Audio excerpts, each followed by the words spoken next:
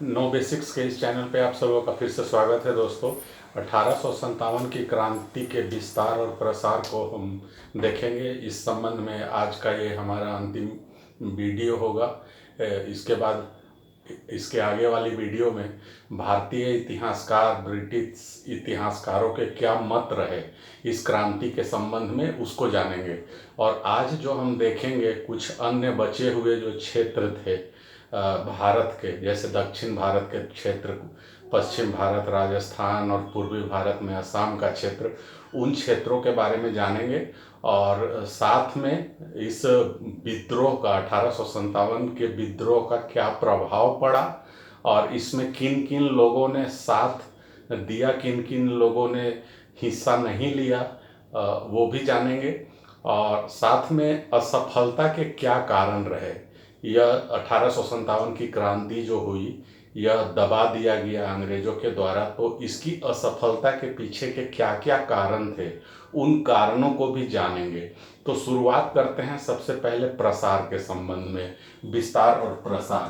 तो पूर्वी भारत में देखें तो असम में भी इस क्रांति का प्रभाव पड़ा था और वहाँ के राजा थे पुरंदर सिंह, अंतिम राजा थे।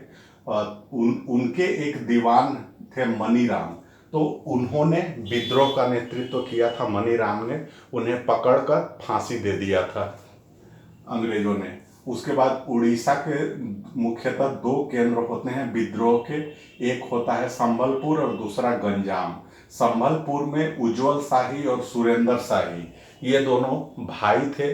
इन दोनों भाइयों ने विद्रोह किया, अंततः उन्हें निर्वासित कर दिया जाता है, अर्थात अपने देश से, या कह ले उनके लिए तो वो अपना देश ही था उड़ीसा, तो अपने क्षेत्र से उन्हें निर्वासित करके बाहर भेज दिया जाता है और इस तरीके से विद्रोह का दमन हो जाता है। गंजाम डिस्ट्रिक्ट में मुख्यतः सवार जनजातियों ने विद्रोह में बढ़ चढ़कर हिस्सा लिया था और उन लोगों का नेतृत्व कर रहे थे राधे कृष्ण दंड सेना।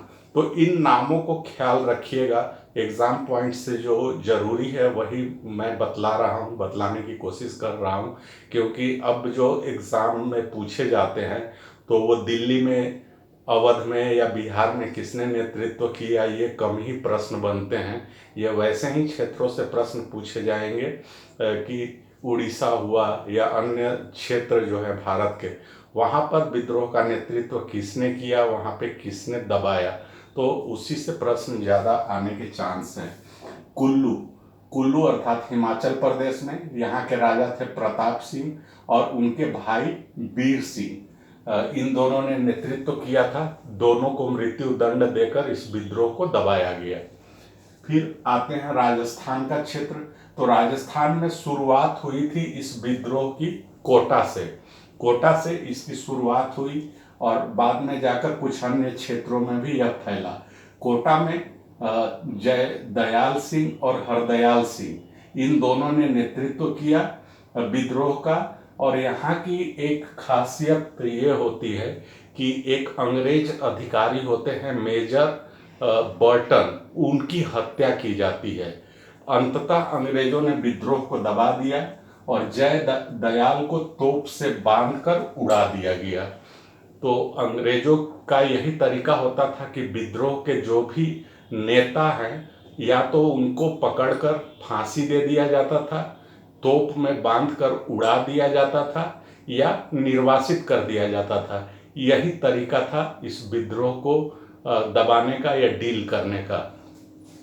इसके बाद एक और क्षेत्र आता है आउवा।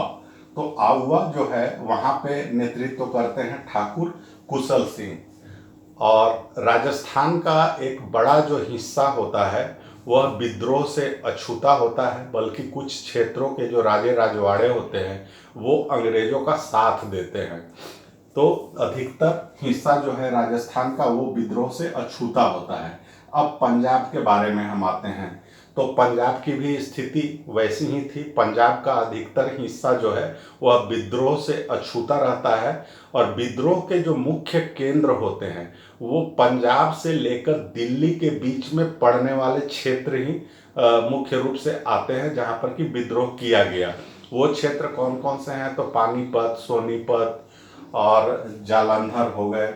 अंबाला, रोहतक, जालंधर, सोनीपत, पानीपत, सिरसा, हिसार, नारनौल। हालांकि ये क्षेत्र जो है अधिकतर ये हरियाणा के अंतर्गत वर्तमान में आते हैं, लेकिन उस समय में यह पंजाब राज्य के अंतर्गत आता है। अब एक और भी बात है कि नारनौल में जो विद्रोह किया गया वो वहाँ पे कर्नल जेरार्ड और कैंपबेल बैलेस ये दोनों मारे गए थे, और पियर्स और क्रेजे ये दोनों घायल हुए थे। तो नारनौल में काफ़ी हिंसक विद्रोह हुआ था और काफ़ी उग्र विद्रोह हुआ था। तो नारनौल को आप जरूर याद रखेंगे, नोट कर लेंगे इसको नारनौल के संबंध में। इसके बाद पानीपत में भुअली कलंदर ने नेतृत्व किया था और हरियाणा में राव तुला राम ने नेतृत्व किया था। एक और सबसे महत्वपूर्ण जो बात है कि पंजाब ऐसा राज्य था जहां से सबसे ज्यादा फांसी विद्रोहियों को दिया गया था और सबसे ज्यादा लोग वहीं से निर्वासित किए गए थे। ऐसे अगर प्रश्न पूछा जाए तो लोग शायद उत्तर प्रदेश का नाम लेंगे या बिहार का नाम लेंगे, परंतु फांसी और निर्वासन की जो घटना हुई थी अंग्रेजों के द्वारा दी गई थी वो सबसे ज़्यादा पंजाब के लोगों पर दी गई थी, ये कार्रवाई की गई थी फांसी और निर्वासन की। इस बात का ध्यान रखिएगा। अब आते हैं पश्चिम और दक्षिण भारत की ओर। तो पश्चिम भारत में मुख्यतः महाराष्ट्र आता है और यहाँ पे दो केंद्र होते हैं। एक होता है सतारा, जहाँ जो कि पहले छत्रपति वहीं पर बैठा करते थे, मराठा छत्रपति। तो एक तो केंद्र होता है सतारा और दूसरा केंद्र होता है पूना। पूना क्या था कि पेशवा का सीट था, वो पूना वहाँ पर बैठते थे। पूना जो थी वो पेशवाओं की राजधानी थी। तो सतारा में 1840 ईस्वी में राजा प्रताप सिंह राजा बनाया गया था। उनको हम लोगों ने देखा था सिख से संबंधित इतिहास में कि 1818 में जब तृतीय आंग्ल मराठा युद्ध होता है तो उसके बाद मराठाओं की शक्ति खत्म कर दी जाती है और पेशवाओं की शक्ति को पूरी तरीके से खत्म कर दिया जाता है। पेशवा को बल्कि निर्वासित कर दिया जाता है और छत्रपति को फिर से बैठाया जाता है। तो जो नए छत्रपति होते हैं वो नाबालिग होते हैं, वो राजा प्रताप सिंह ही होते हैं और 1857 के विद्रोह के समय भी ये थे। तो इनके एक प्रमुख दीवान होते हैं रंगो बापूजी गुप्ते। तो इन्होंने ही इस विद्रोह का नेतृत्व किया था, जो कि दीवान थे। और इनके एक सहयोगी होते हैं मान सिंधे, तो यही वहाँ पे विद्रोह का नेतृत्व करते हैं। इनमें से रंगो बापूजी गुप्ते को निर्वासित कर दिया जाता है और मान सिंधे को फांसी दे दी जाती है। इस तरीके से यहाँ पर विद्रोह का दमन किया जाता है। ये जो रंगो बापूजी थे ये छत्रपति के जो जमीन है उसके लिए भी मुकदमा लड़ा था इंग्लैंड में, और मुकदमे में उनकी हार हो गई थी कि छत्रपति को वो सारी जमीनें, उनके साम्राज्य वापस होने चाहिए। तो इस तरीके का एक मुकदमा लड़ा था, परंतु उसमें उनकी हार हुई थी। तो यही रंगोजी बापू इस विद्रोह का नेतृत्व करते हैं। अब पूना पर आते हैं।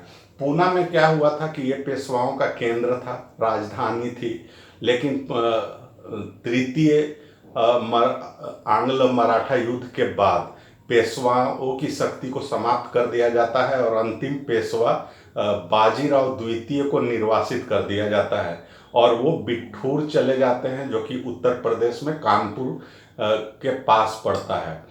तो बाजीराव द्वितीय के जो दत्तक पुत्र थे नानाजी थे, वो जब पेशवा होते हैं तो उनको उनकी पेशवा की जो मान्यता होती है वो समाप्त कर देते हैं अंग्रेज लोग, और साथ में पेंशन भी बंद कर दिया जाता है।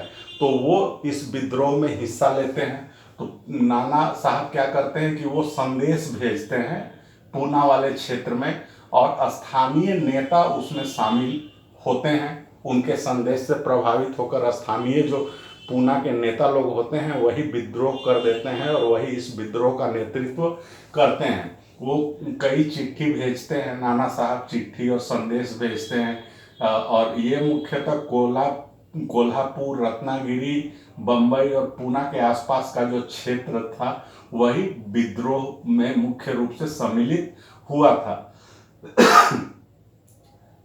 जो प्रमुख व्यक्ति होते हैं नेतृत्व करने वाले, वो होते हैं मंगल और सैयद हुसैन। दोनों को पकड़कर तोप में बांध दिया जाता है और उन्हें उड़ा दिया जाता है। अब आते हैं हैदराबाद में। तो हैदराबाद के निजामों ने तो इस विद्रोह में अंग्रेजों का साथ दिया था, परंतु वहाँ भी विद्रोह हुआ था और उस विद्रोह में का नेतृत्व किया था सोनाजी पंत और रंगाराव पंत ने। दोनों को निर्वासित करके अंडमान भेज दिया जाता है। इसके बाद बंगलौर जो है, यहाँ की जो सबसे बड़ी खासियत होती है कि यहाँ पे किसानों ने विद्रोह किया था, और ये एग्जाम पॉइंट्स से काफ़ी महत्वपूर्ण है कि किसानों ने नेतृत्व किया था यहाँ पे, और वही मुख्य रूप से विद्रोह में हिस्सा लिया था किसानों ने। उसके बाद गोलकुंडा का क्षेत्र आता है। यहाँ पे चिंता भूपति और उनका भतीजा होता है सन्यासी, यही विद्रोह का नेतृत्व करते हैं। अन्य जो क्षेत्र होते हैं दक्षिण भारत में, खास करके आंध्र प्रदेश का क्षेत्र कह लें, उस समय में मद्रास प्रेसिडेंसी के अंतर्गत पड़ने वाले क्षेत्र होते हैं। तो वो होते हैं विशाखापट्टनम, मसूलीपट्टनम, कारवाड़, धारवाड़, कुडप्पा, गुंटूर, सोनापुर।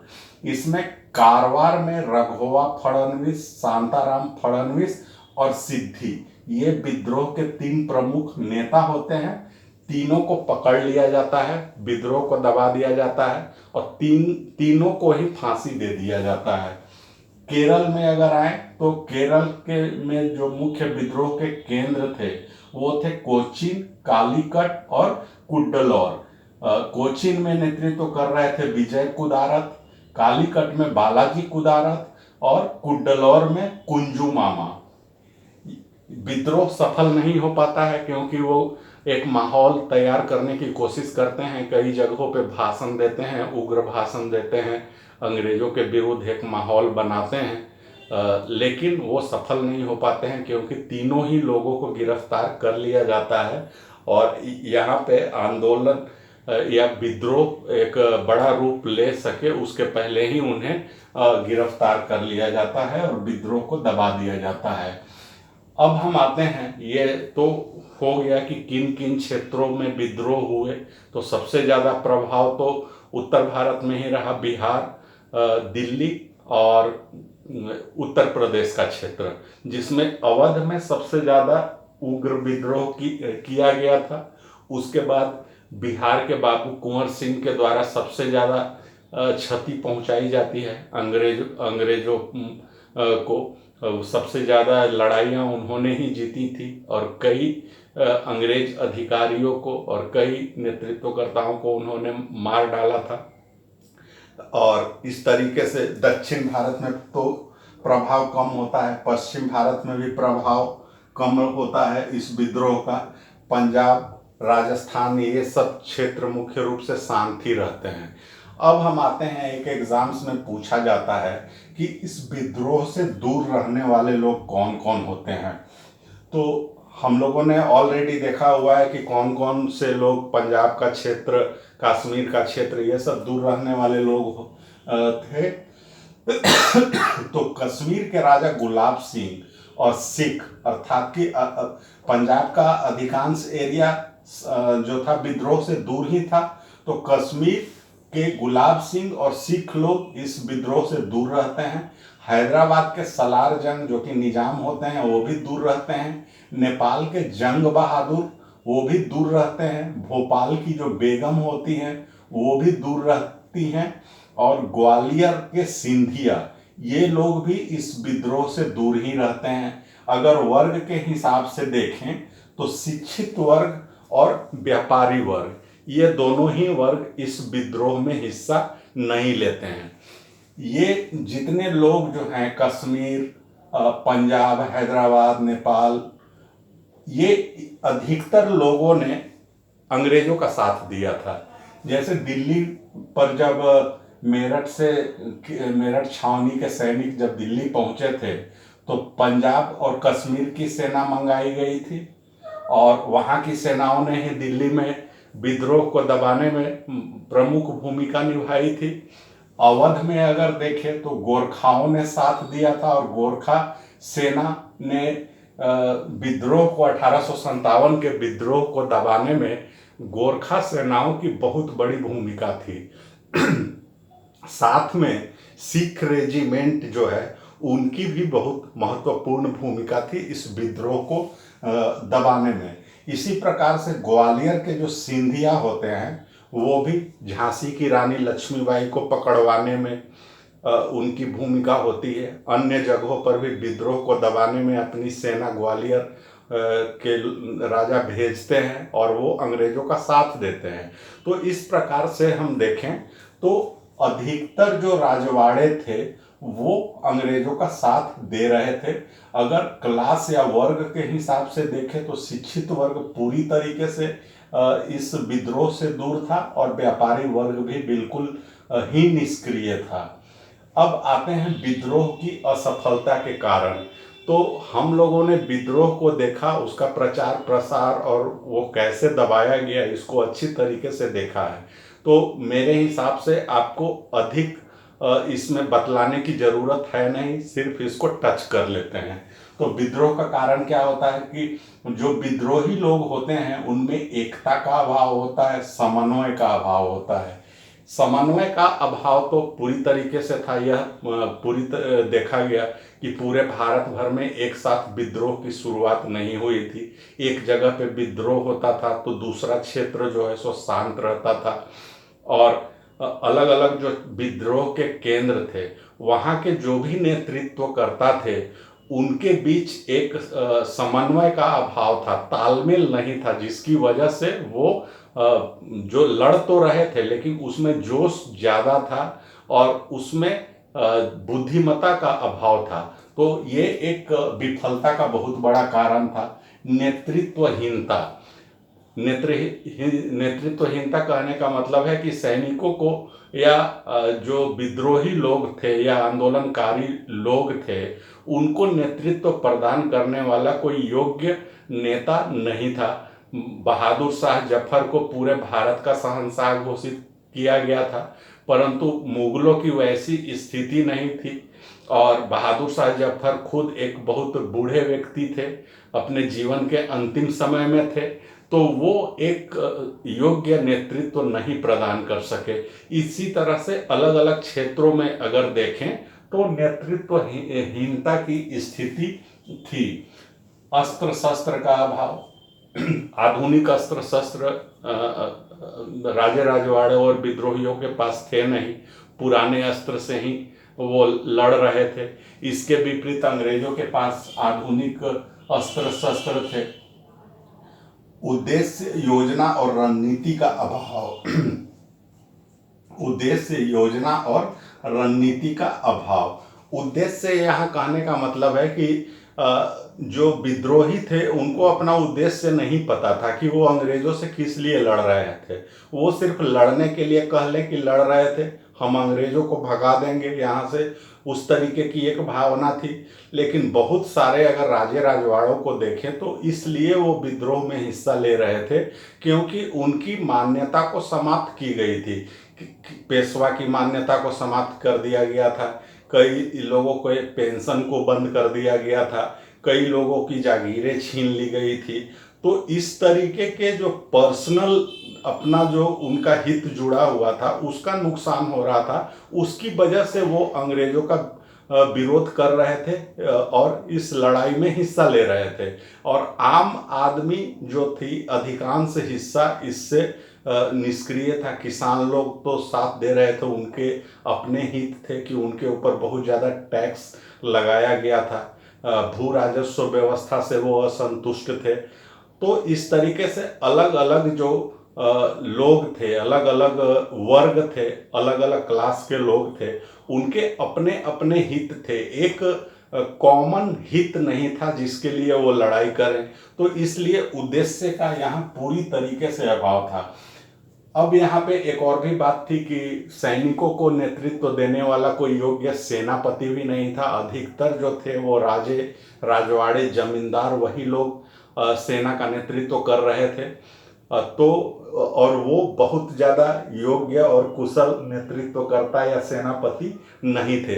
इसके विपरीत अगर अंग्रेजों की स्थिति को देखें तो उन्होंने एक बहुत अच्छी रणनीति बनाई। उनके नेतृत्व बहुत योग्य नेतृत्व था। उनके पास आधुनिक अस्त्र शस्त्र भी थे और साथ में उस समय एक सबसे महत्वपूर्ण भूमिका होती है संचार व्यवस्था की, जिसमें टेलीग्राम और फैक्स की जो यहाँ पे भारत में उन्होंने शुरुआत की थी, उसका फायदा उन लोगों ने उठाया, अंग्रेजों ने। कहा भी जाता है, कुछ क्रांतिकारियों ने यह वक्तव्य दिया है कि टेलीफोन के तार ने हमारे क्रांति का गला घोट दिया। अर्थात क्रांतिकारी जहां पहुंचते थे उसके पहले ब्रिटिश सेना तैयार होती थी उन विद्रोहियों को दबाने के लिए, कुचलने के लिए। तो ये स्थिति थी। तो उन्नत संचार व्यवस्था अंग्रेजों के साथ थी, इसका फायदा भी उन्होंने उठाया। अब आते हैं 1857 की क्रांति का प्रभाव क्या हुआ। तो दो मुख्य प्रभाव होते हैं। ये विद्रोह जो है वो असफल तो हुआ, परंतु कुछ चीजें जो है सो हासिल जरूर हुई। पहली चीज क्या हुई कि भारत में ईस्ट इंडिया कंपनी का शासन समाप्त हो गया और भारत पर अब एक इंग्लैंड का डायरेक्ट शासन शुरू हो गया। ब्रिटिश क्राउन के अंतर्गत पूरा भारत आ गया।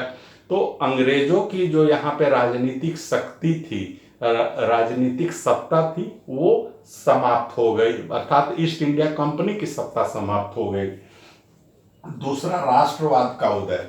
भारत में राष्ट्रवाद का उदय 1857 की क्रांति के बाद ही होता है। जो क्रांति शब्द का प्रयोग होता है, तो क्रांति के बारे में हमने बतलाया था शुरू में कि क्रांति क्या होता है कि पीछे से अर्थात पास्ट से पूरी तरीके से अगर बदलाव हो जाए और वो भी ऐसा बदलाव कि वहाँ से दिशा और दशा दोनों ही बदल जाए, तो उस स्थिति को क्रांति कहते हैं। 1857 के पहले क्या था कि भारत में लोगों में राष्ट्रवाद की भावना नहीं थी। वो एक देश के लिए, एक देश क्या होता है, एक राष्ट्र क्या होता है, इस चीज को नहीं जानते थे। भारत सारे लोग जो है वो भारत के लिए नहीं लड़ रहे थे, बल्कि वो अपने अपने हित के लिए लड़ रहे थे। कोई जागीरदार अपनी जागीरदारी छीन जाने से लड़ रहा था, कोई जो राजा है उसका साम्राज्य छीन लिया गया तो इसलिए वो लड़ रहा था। मुगलों की अपनी एक कहानी थी, अन्य राजे राजवाड़ों की अपनी समस्याएं थी। तो सभी अपने अपने हित जो है इसमें देख रहे थे, उनके हितों का नुकसान हो रहा था, उसके लिए वो लड़ रहे थे, ना कि भारत के लिए लड़ रहे थे। लेकिन 1857 की क्रांति ने ये भावना एक जगा दी। अब इसी के संबंध में एक बात और भी कहा जाता है पक्ष में कि ठीक है, भारत के लिए वो लड़ नहीं रहे थे, परंतु एक चीज तो थी, विद्रोहियों में एक भावना तो थी कि अंग्रेजों को मार के भगाना है यहाँ से। और यही भावना जो है आगे जाकर एक राष्ट्रवाद को जन्म देता है और वो राष्ट्रवाद होता है भारतीय राष्ट्रवाद। अब यहाँ पे जो है भारत एक कह लें कि लोगों में जन्म लेने लगता है। और बाद के समय में देखेंगे कि अरबिंदो घोष ने भारत माता की एक चित्र बनाया और लोगों को एक भावनात्मक रूप से जोड़ा, एक देश क्या होती है वो समझाया, राजनीतिक रूप से शिक्षित किया लोगों को। तो ये सारी चीजें होने लगी और यहाँ से राष्ट्रवाद का उदय होता है। अब राष्ट्रवाद क्या होता है इसको भी जान लेते हैं। राष्ट्रवाद की परिभाषा है कि ऐसी भावना जिससे किसी लोग वहाँ किसी क्षेत्र विशेष में रहने वाले लोग एकता महसूस करते हैं, या ऐसा कोई कारण हो जिस कारण से लोग आपस में एकता को महसूस करते हों या एक दूसरे से जुड़ाव महसूस करते हैं, और ऐसा कॉमन इंटरेस्ट होना चाहिए। यह अधिकतर संस्कृति के आधार पे होता है या क्षेत्रीयता के आधार पे होता है। तो संस्कृति में अगर कह लें तो भाषा के आधार पर राष्ट्रीयता हो सकती है, धर्म के आधार पे, जाति के आधार पे। तो इन अलग अलग कारकों के आधार पर या कोई भी एक कारक के आधार पर लोगों में जो एकता की भावना होती है उसी को राष्ट्रवाद कहते हैं। तो भारत में जो राष्ट्रवाद पनपा ये क्षेत्रीयता के आधार पर पनपा कि उन्होंने भारत का एक नक्शा एक कह लीजिए कि खींचा कि ऊपर से कश्मीर, दक्षिण में कन्याकुमारी, पूर्व में जो है नामचा बरवा, तो पश्चिम में पंजाब या वर्तमान में कह ले कि पाकिस्तान का हिस्सा, ये भारत के अंतर्गत आता है। और इस क्षेत्र में रहने वाले सारे लोग जो हैं उनकी एक ही भावना है कि हम भारत के वासी हैं और हमारा हित एक है, और अंग्रेज लोग बाहरी हैं, इनके शासन को यहाँ से समाप्त करना है। तो इस चीज़ की शुरुआत 1857 से शुरू हो गई।